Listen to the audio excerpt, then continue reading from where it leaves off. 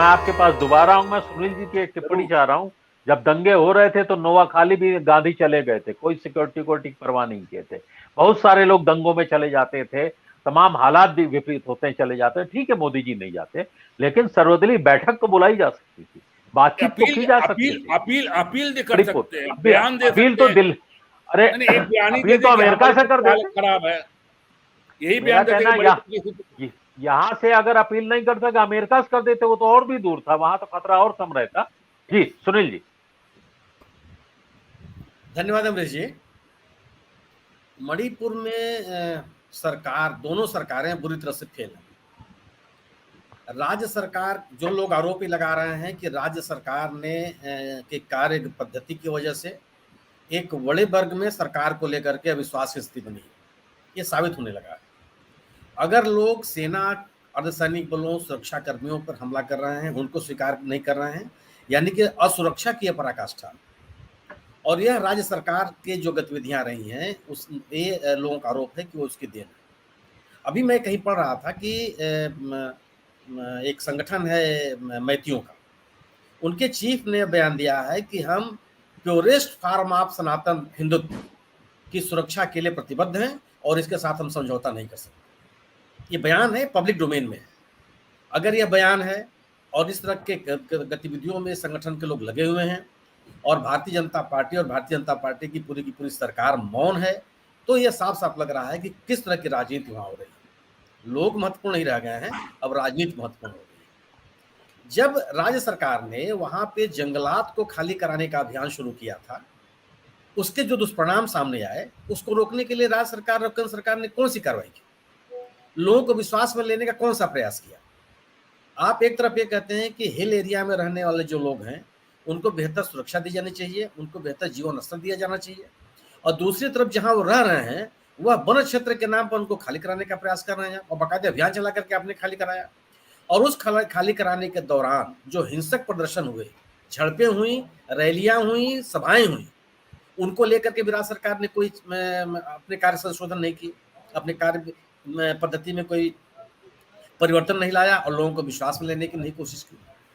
अगर वहां के 15 जिलों के लोग या नागा और अन्य जो ट्राइबल हैं, कुकी, ये कह रहे हैं कि साहब हमको आप ऑटोनोमस डिस्ट्रिक्ट गवर्नेंस बना के, समिति बना के दे दीजिए, और बावजूद इसके आप मौन हैं। और इस बिना पर आप ये कह सकते हैं कि साहब चूंकि ये इस तरह के लोग हैं जो घुसपैठिए हैं, तो घुसपैठिए कैसे आ गए? घुसपैठियों को आने कौन दिया? और अगर ये घुसपैठिए इतनी बड़ी संख्या में आ गए तो इसका जिम्मेदार कौन है? और क्या घुसपैठियों के नाम पर जो वहां रह रहे हैं, जो परंपरागत रूप से जो वहां पे कुकी और नागा रह रहे हैं, आप उनके हितों की अवहेलना कर सकते हैं? आप इस बिना पर कह सकते हैं कि बाहर से आए हुए लोग संघर्ष कर रहे हैं और अपनी नागरिकता हासिल करना चाहते हैं और यहाँ के राजनीतिक व्यवस्था में हस्तक्षेप करना चाहते हैं? अगर ऐसा कोई है तो अब तक आइडेंटिफाई क्यों नहीं हुआ? और इनको आइडेंटिफाई करने के नाम पर आप एनआरसी लागू करने का प्रयास करेंगे, एक अलग तरह का आप लोगों के मन में अविश्वास की स्थिति पैदा करने का प्रयास कर रहे हैं। ये कौन सी सरकार है? क्या राज्य, ये पूरा का पूरा प्रमाण इस बात का नहीं है जो लोग आरोप लगा रहे हैं कि राज्य सरकार को लेकर के या हुकूमत को लेकर के लोगों के मन में घोर अविश्वास की स्थिति पैदा हो गई। ये क्यों हुआ? अगर यह स्थिति बन गई और इसके बाद यह एक तरफ आरोप लग रहे हैं और दूसरी तरफ राज्य और केंद्र की दोनों की सरकारें चुप हैं, कोई उनकी प्रतिक्रिया नहीं होती।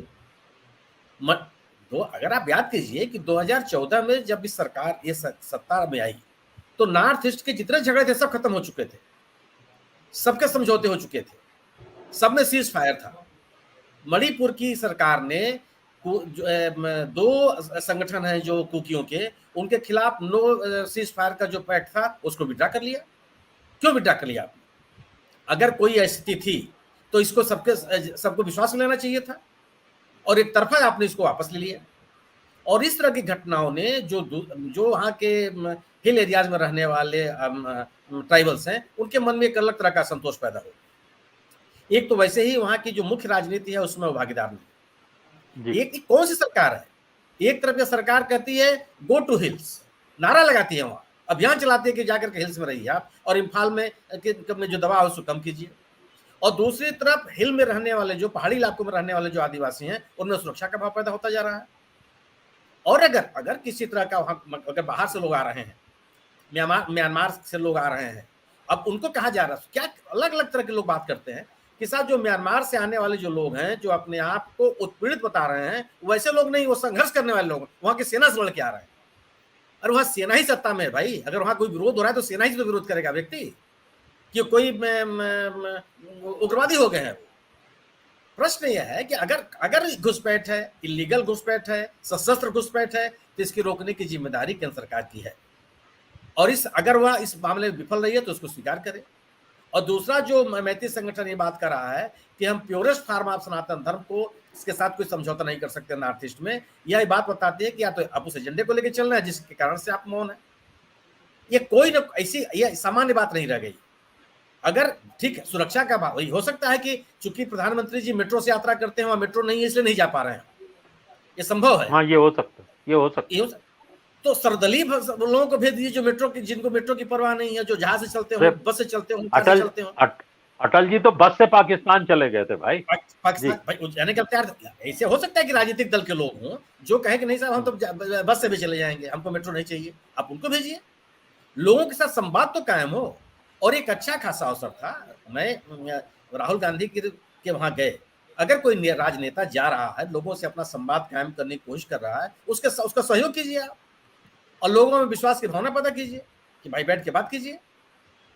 और ये तो इतनी मैंने चिंताजनक स्थिति है कि जो गंभीर किस्म के लोग हैं, जिनके ऊपर पूरी की पूरी जिम्मेदारी है कि लोगों में विश्वास पैदा करें, या जो संघर्ष दिखाई पड़ रहा है, या लोग वहां के स्थानीय नागरिकों में अविश्वास की पराकाष्ठा है, इसको इस बिना पे खारिज नहीं किया जा सकता कि वो लोग हैं जो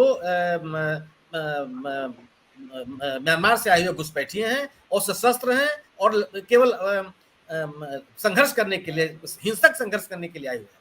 यह इस तरह का नरेशन बना करके आप इस पूरे के पूरे माहौल को खारिज नहीं कर सकते। ये राज्य सरकार वहां विफल है और केंद्र सरकार की तरफ से कोई कोशिश नहीं दिख रही है, जो चिंताजनक है।